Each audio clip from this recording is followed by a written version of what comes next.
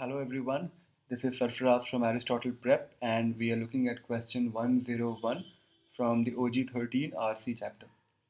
In case you haven't understood this passage properly, please watch the video for question 99 in which I discuss this passage in great detail. So the question says it can be inferred from the passage that a study limited to patients like those mentioned in lines 21 to 23, the same study which was covered in the previous question that we just looked at. So that a study limited to patients like those mentioned in lines 21, 23 would have which of the following advantages over the kind of study proposed by Frazier and Mosler. This is interesting now. Now this is the opposite of the previous question. In the previous question, we found a problem with this kind of study.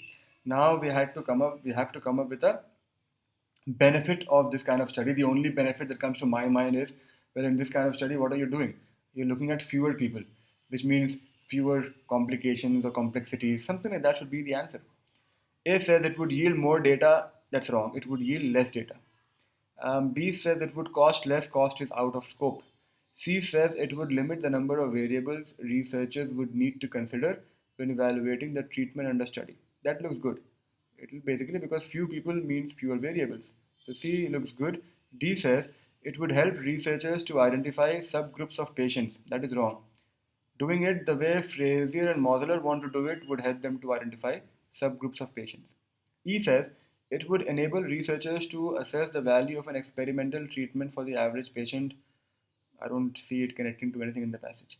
So C should be the answer. It's basically going to be simpler because of fewer people.